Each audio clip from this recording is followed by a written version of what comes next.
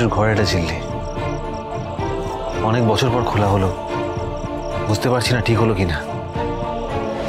মেজদা ভাইকে জিজ্ঞাসা করেছো ঝিল্লি ও যে কিভাবে রিয়াক্ট করবে এই ব্যাপারটায়?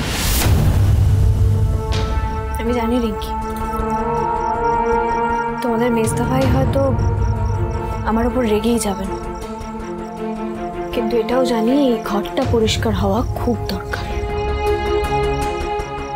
একটা মানুষের স্মৃতিকে তোমরা এইভাবে তালা বন্ধ করে রেখে দিয়েছো, এইভাবে আটকানো যায় না।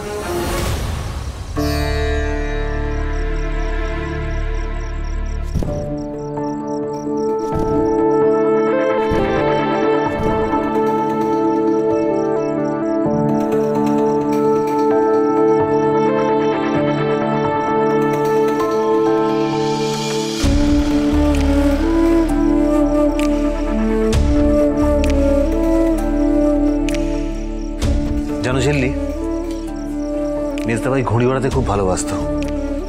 আমি গল্প শুনেছি ওর কাছে, মেজেটি ওকে ঘুড়ি ওড়ানো শিখিয়েছিল। রঞ্জাকেও তো, রঞ্জাকেও শিখিয়েছিল ঘুড়ি ওড়াতে। মেজেটু নাকি বলতো, কে বলেছে মেয়েরা ঘুড়ি ওড়ায় না? মেয়েদেরও ডানা থাকতে হয়, যাতে অনেক দূর যেতে পারে। রেজুদা, এমন একটা মানুষের স্মৃতিকে তোমরা এই ঘরে এত বছর ধরে আটকে রেখেছো। কে বলেছে তোমায় মুক্তি দিতে? পাকামো না, সব কিছুতে তোমার পাকামো। কিসের এত পাকামো তোমার? হ্যাঁ, চেনো মানুষটাকে? দেখেছো কোনোদিন? জানো কে বলেছে এই ঘর খুলতে? কে? আমার স্বামী। সে চলে যাওয়ার পর এই ঘরটা আমি আটকে দিয়েছিলাম। এই ঘরের দরজা আমাদের বাড়ি কেউ কখনো খুলিনি। মেজুমার কথার অমান্য কখনো করিনি আমরা। এই ঘরের তালায় কখনো হাত দিইনি আমরা। আর তুমি এত বড় হয়ে গেছো যে তুমি বলো, কে বলেছে? কে বলেছে বলো? আন্টি, আমি তো শুধু এই ঘরটা একটু পরিষ্কার। চুপ চুপ চুপ চুপ, একদম চুপ। সেটাই তো জিজ্ঞেস করছে, কে বলেছে পরিষ্কার করতে? বলো কে বলেছে? কেন দিয়েছো এইসব জিনিসপত্রে হাত? কেন? পঞ্চায়েত প্রধান হয়েছে বলে মাথা কিনে নিয়েছো তুমি? বেরিয়ে যাও, বেরিয়ে যাও এখান থেকে, আমার স্বামীর ঘর থেকে বেরিয়ে যাও।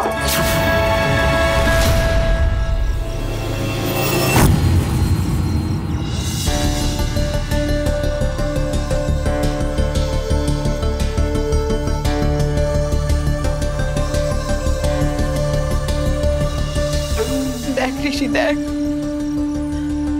বাড়তে বাড়তে এই মেয়েটা আজ কোথায় এসে পৌঁছেছে। যে কাজ আজ পর্যন্ত এই বাড়ির কেউ কোনোদিন করেনি, এই মেয়েটা সেই কাজ করলো। এমন হাব ভাব করছে, তোর বাবা যেন ওর গুরু আরে দেখেইনি কোনোদিন। দেখেনি বলে সে কোনোদিন সেই মানুষটাকে জানতে চাইবে না, তাকে সম্মান করবে না, এরকমটা তো হয় না মা।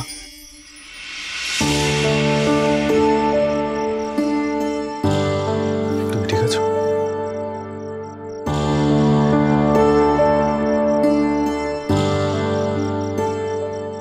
মা, তুমি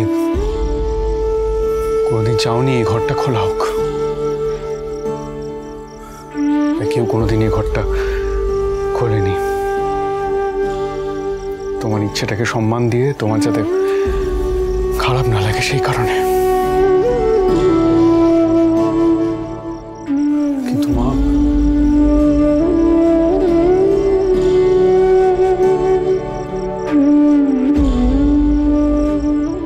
আমারও তো ইচ্ছে করে বাবার জিনিসগুলো ছুঁয়ে দেখি,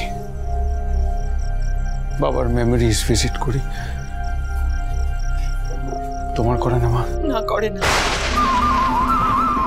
আর ইচ্ছে করলেই যে সবকিছু করতে হয় তার তো কোনো মানে নেই।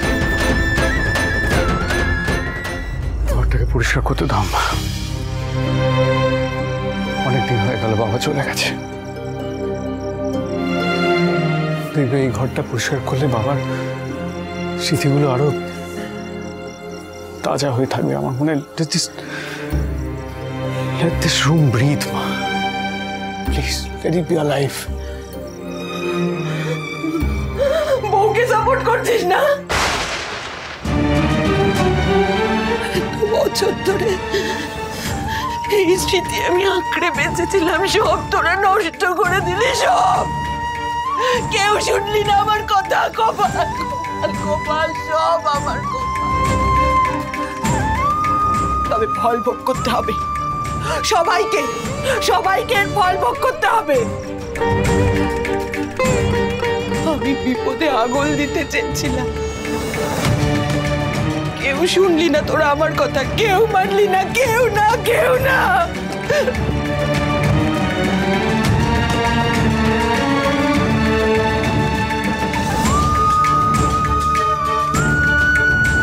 সিংহরায়, আমি কি খুব বড় কোনো ভুল করলাম? আসলে আমি না আঙ্কেলকে জানতে চাই।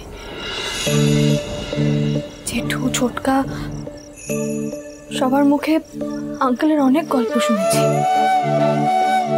এও শুনেছি আঙ্কেল নাকি লিখতেন। আমি ওনার লেখাগুলো পড়তে চাই। আমি ওনার মতো করে শিমুলপুরাকে চিনতে চাই। কি ভুল করলাম?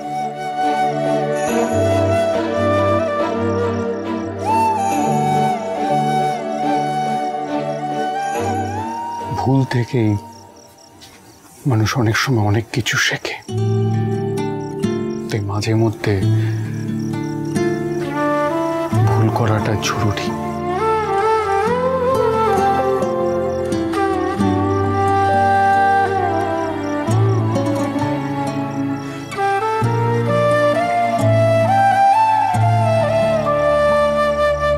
তোমারই সাথে চলতে শিখেছি, তোমার হাতে জীবন আমার।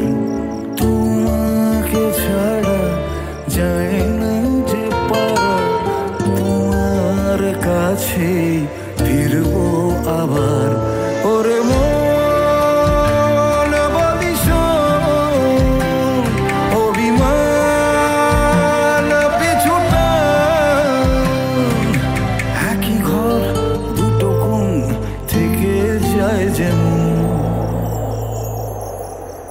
এই ঘরটা খোলা নিয়ে হয়তো আজকে বাড়িতে অনেক অশান্তি হবে, কিন্তু দেখ মেজদা ভাই কত খুশি হলো। রয়েছো ভেঙে দেখো আমায়, জুড়ে দেখো আমায়, তুমি আমারই রয়েছো। বাবার ডায়েরি, এটা তো কতদিন দেখিনি। আমি ভেবেছিলাম এই ডায়েরিটা আর নেই বুঝে। ঝিল্লি ঘরটা না খুললে এটা পাওয়াই যেত না।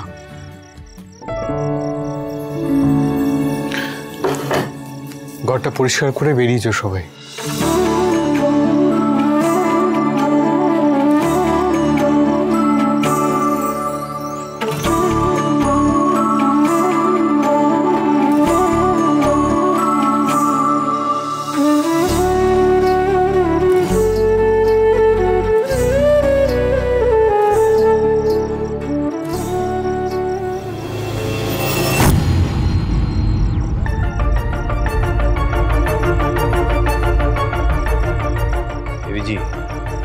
খেলা তো ঘুরে যাচ্ছে, চিল্লিকে ঋষি সাপোর্ট করছে।